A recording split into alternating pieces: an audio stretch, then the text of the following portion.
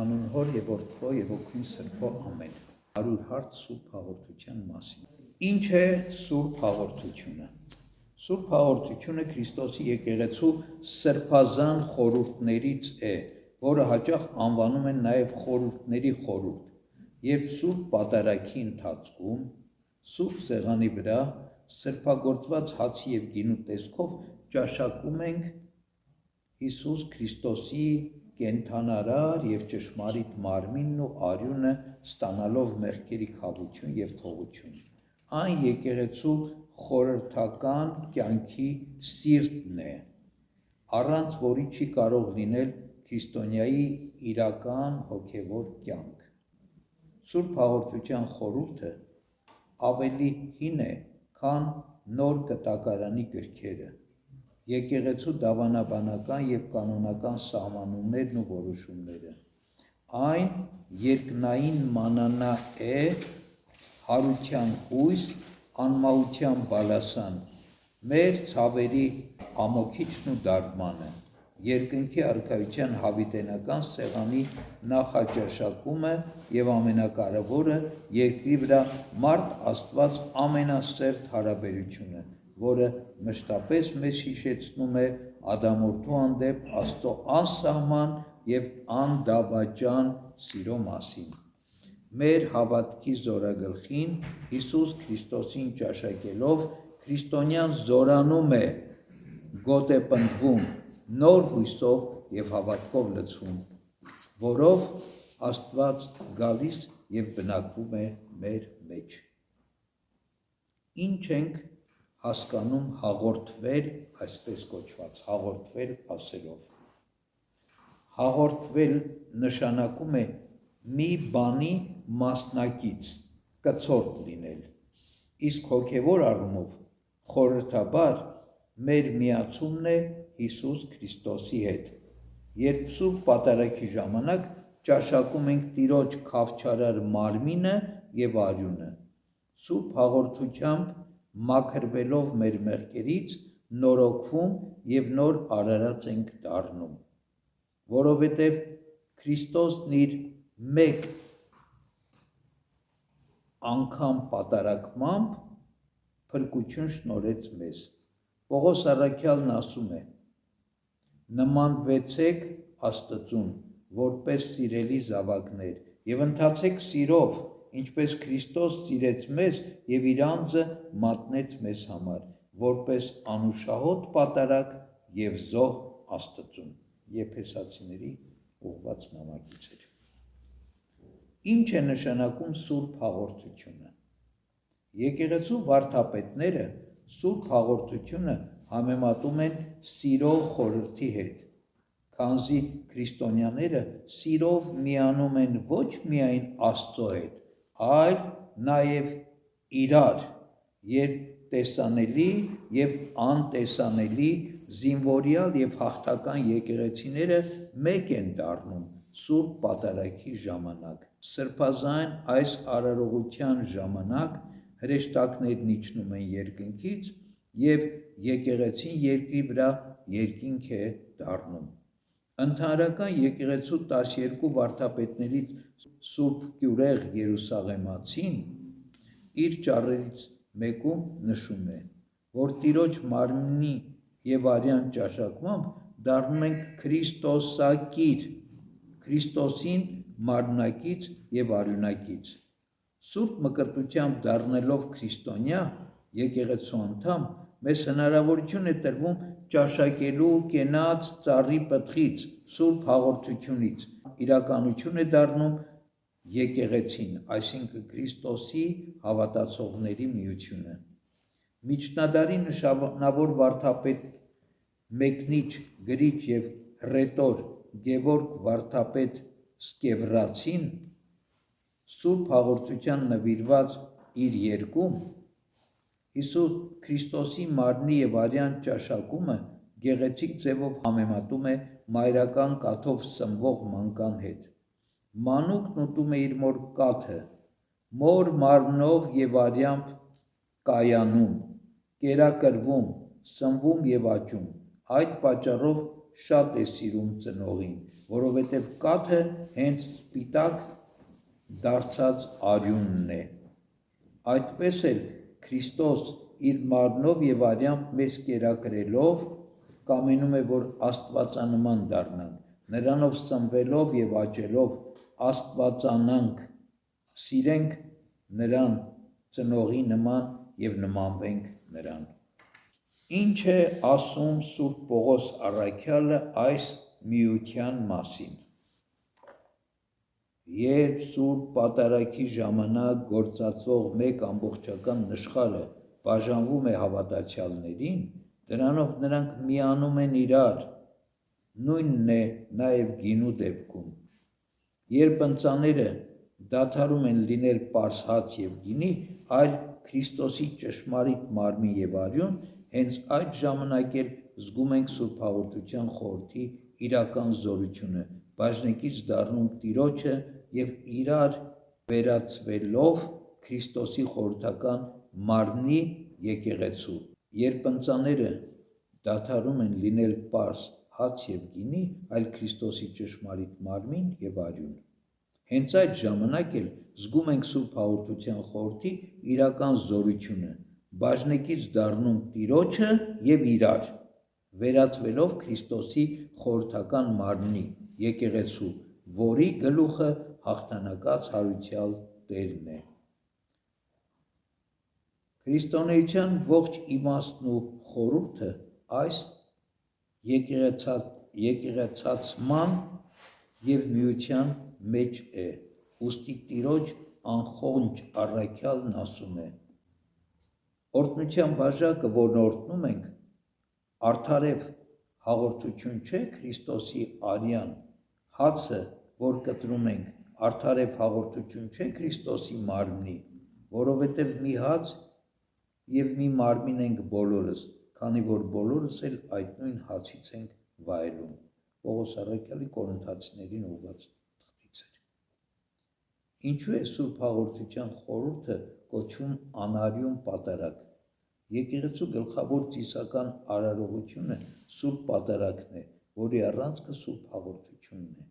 Պատարագ բառը նշանակում է զոհ, նվեր, ընծա։ Քրիստոս խաչի վրա թափած իր թանկագին արյամբ մեր մեղքերի պարտամուրակը գամեց խաչափայտին և իրեն զոհաբերեց մարդկության փրկության համար։ Ուստի Սուրբ Հաղորդությունը խաչի վրա մատուցված Տիրոջ հավիտենական պատարագի շարունակական խորհուրդն է եկեղեցու կյանքում։ Ամեն անգամ, երբ մեր եկեղեցիներում Սուրբ Պատարագ է մատուցվում, մեր Տերը Հիսուս Քրիստոս իբրև հաշտության զոհ պատարագվում է Սուրբ Սեղանի վրա,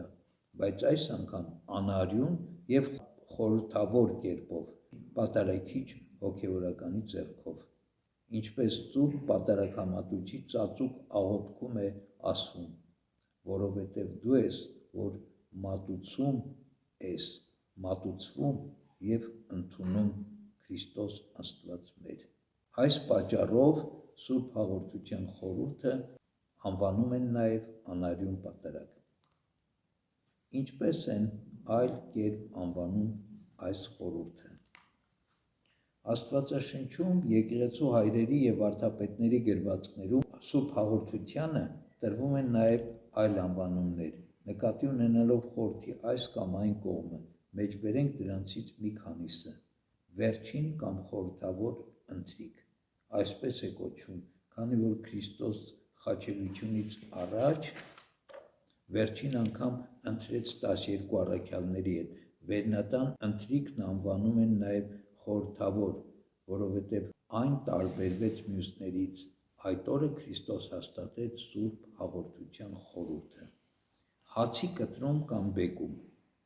Գործք առաքելոցում նկարագրվում է, թե ինչպես էին նորադարձ քրիստոնյաները հավաքվում տներում և միմյանց հետ Սուրբ Հաղորդություն կիսում։ Սուրբ Գիրքն այստեղ պատարագի խորհուրդը բացատրում է հաց կտրել արտահայտությամբ, գործք առաքելոց։ Գոհաբանություն, այսպես ենք անվանում Սուրբ Պատարագի կարևոր մասը, որը թարգմանությունն է հունարեն Իբրև քրիստոնյաներ գոհություն և շնորհակալություն ենք հայտնում Աստծուն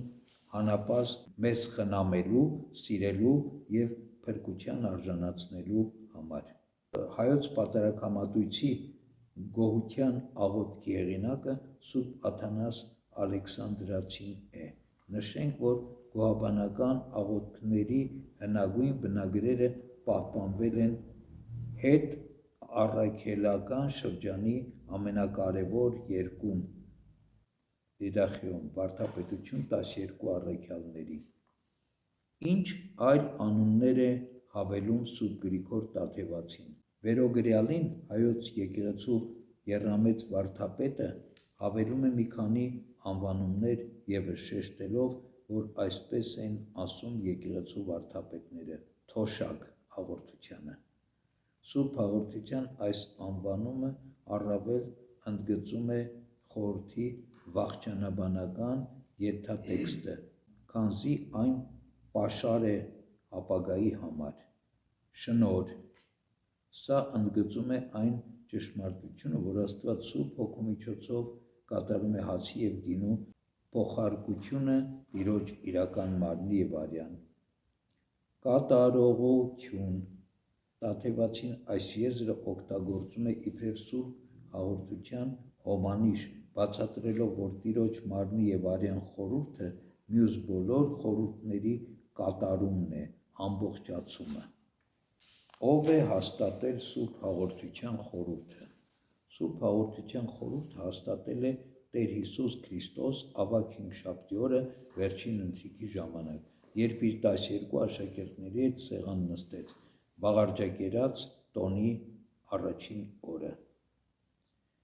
Քրիստոսի եկեղեցու այս կարևոր իրադարձության մասին գրել են համատես ավետարանները Մատթեոս, Մարկոս և Ղուկաս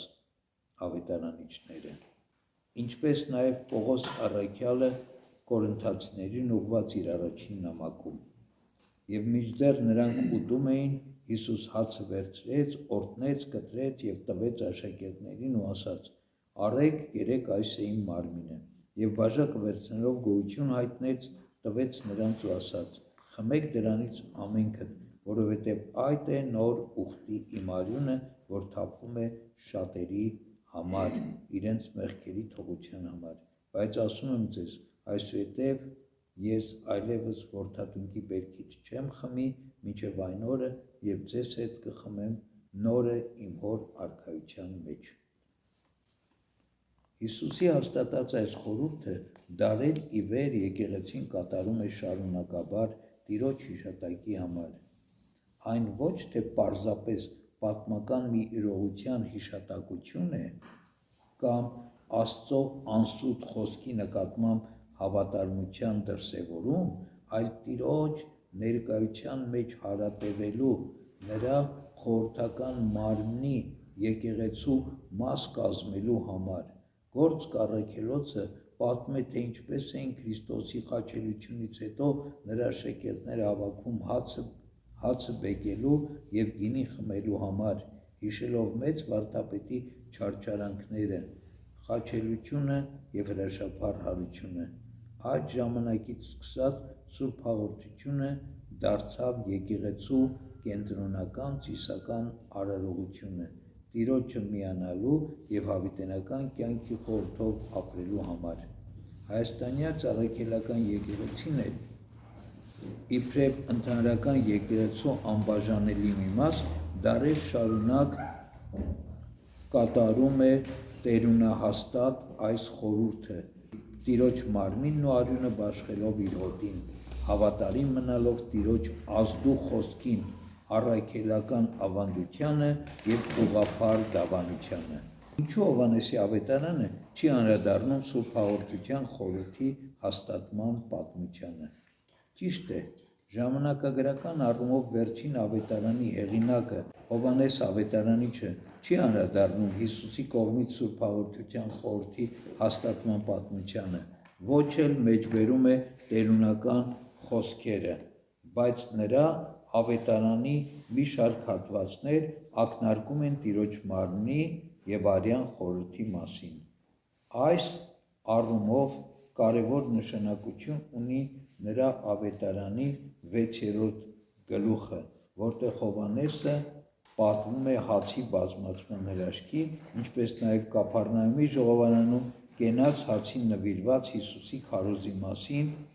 որը փաստորեն Սուրբ Հաղորդության խորհրդի աստվածաբանական հիմքերից է։ Հովհաննեսն իր ավետարանի 13-րդ գլխում նաև հավելում է Հիսուսի կողմից աշակերտների ոտքերը լվանալու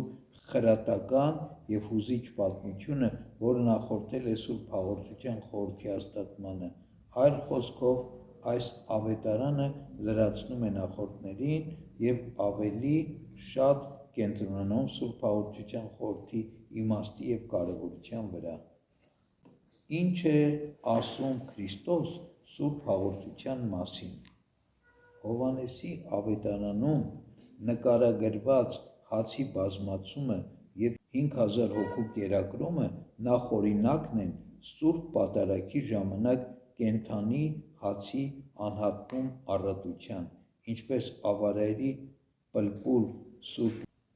Եղիշե վարդապետն է դիպուկ բնորոշում։ Մի օր հացացավ վերնատանը և հանապազ հացանում է եկեղեցիներում Սուրբ Սեղանի վրա։ Այս դեպքից հետո Հիսուս սկսում է բացատրել հրեաներին,